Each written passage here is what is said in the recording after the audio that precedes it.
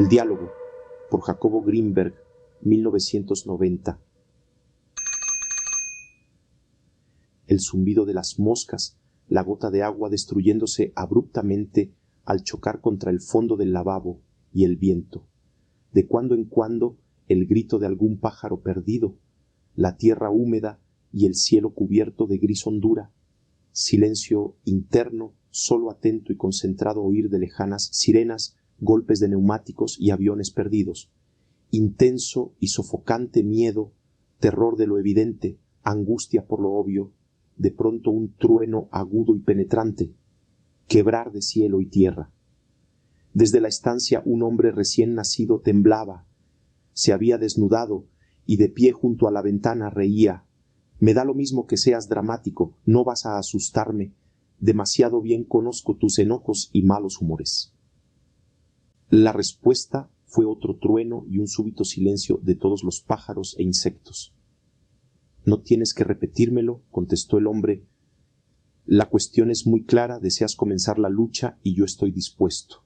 Solo que no seas melodramático. Los pájaros volvieron a trinar y una lluvia suave y espesa empezó a mojar las ciruelas y peras sostenidas de las ramas. El hombre sonrió y haciendo un gesto de benevolencia habló de nuevo. Veo que estás de mejor humor y eso me satisface.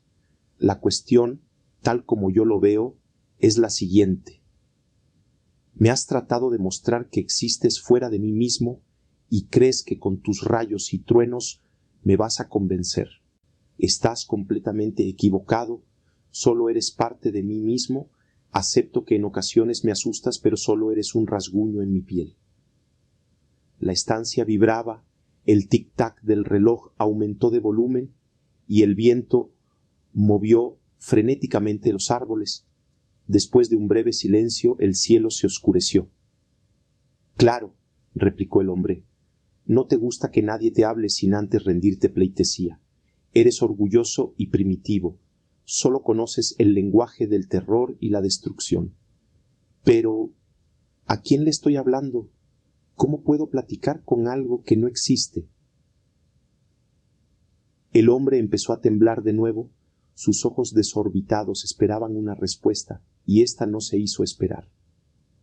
2 toques de trompeta se escucharon en todo el Bronx. El hombre levantó los brazos y sentándose en el suelo replicó: «Debo destruirte. No soporto ser parte tuya. Ya soy yo, y tú estás incluido en mí. Nunca me has enseñado nada. Solo terror es tu respuesta, y eso es algo que no soporto más. He aprendido a construir destruyendo, y mi terror solo significa que todavía existe dentro de mí, algo que no he podido borrar». El hombre tomó a la mujer y la penetró, violenta y agresivamente. Después se puso de pie y empezó a caminar de un lado al otro de la estancia. No más deseo, está destruido. No más pudor, está destruido. Ahora, cállate de una vez por todas.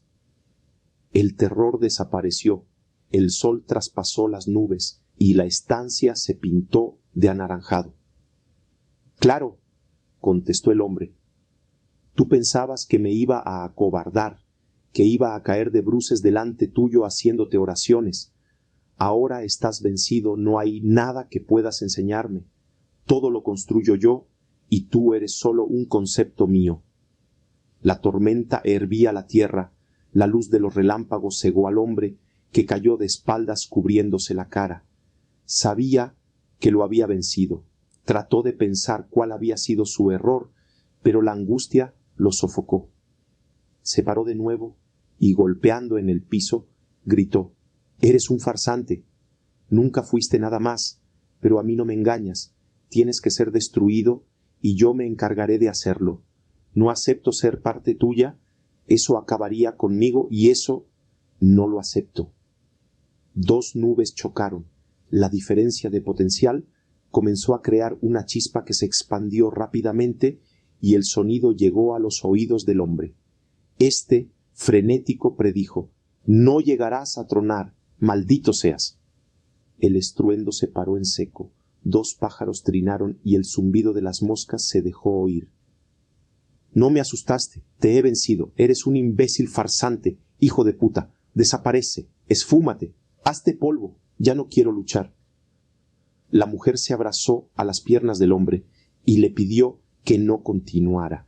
Este la tomó de los hombros y le dijo: por mí está terminado, ya no te preocupes. Los dos se sentaron a esperar. De pronto se oyó un movimiento en la cocina. El hombre tensó sus músculos y se dirigió a ella. A través de la ventana se veía el jardín, los árboles y el césped brillaban. Las gotas atrapadas en las hojas caían a la tierra y un gusano se revolcaba en la humedad. El hombre llamó a la mujer y mostrándole el jardín le dijo: afuera está igual que ayer y que mañana. No ha pasado el tiempo. Era necesario destruirlo y hecho está. La mujer no dijo palabra. Tomó al hombre de la mano y lo llevó a la estancia. Colocó su cabeza en su pecho y lo abrazó. El hombre escondió su cabeza en el vientre de la mujer, le susurró caricias y le prometió no luchar más. Se sintió vencedor y su miedo desapareció. De pronto frunció el ceño y mirando a los ojos de la mujer, le dijo que después de destruir el deseo, el sexo y el tiempo, ya no quedaba más. En ese instante la estancia comenzó a girar, las puertas a tronar y las ventanas a doblarse, la mujer empezó a chillar y el hombre se paró de nuevo y a voz en cuello se burló.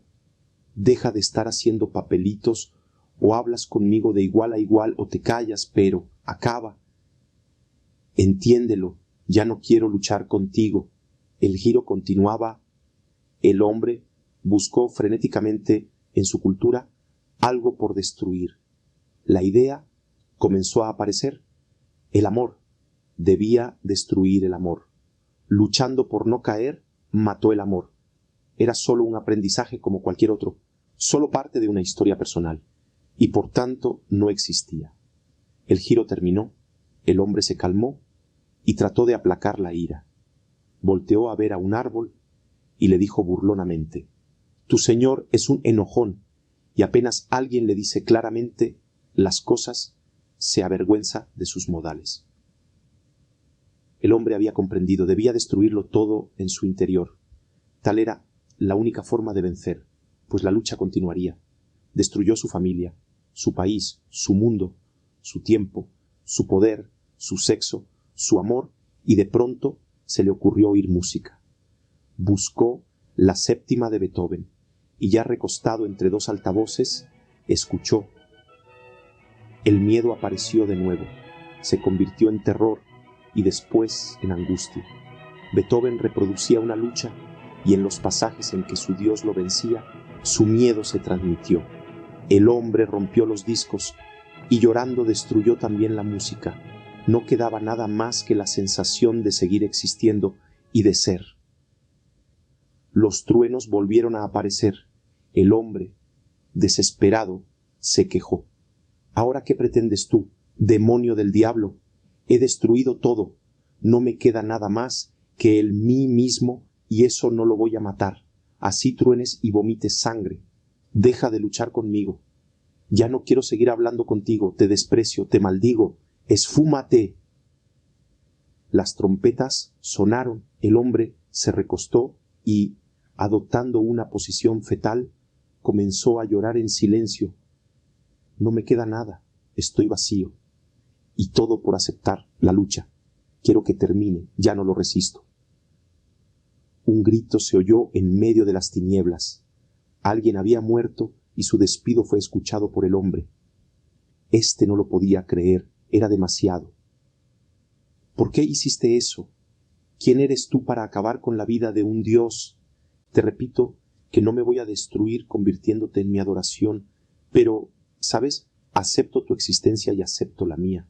No trataré de convertirme en ti, pero tú tampoco te convertirás en mí.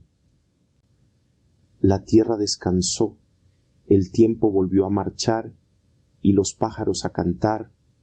La mujer vio al hombre con ojos de espanto y éste se vio a sí mismo en silencio. Había aceptado la existencia de Dios y al mismo tiempo la existencia del hombre como Dios. El diálogo había comenzado.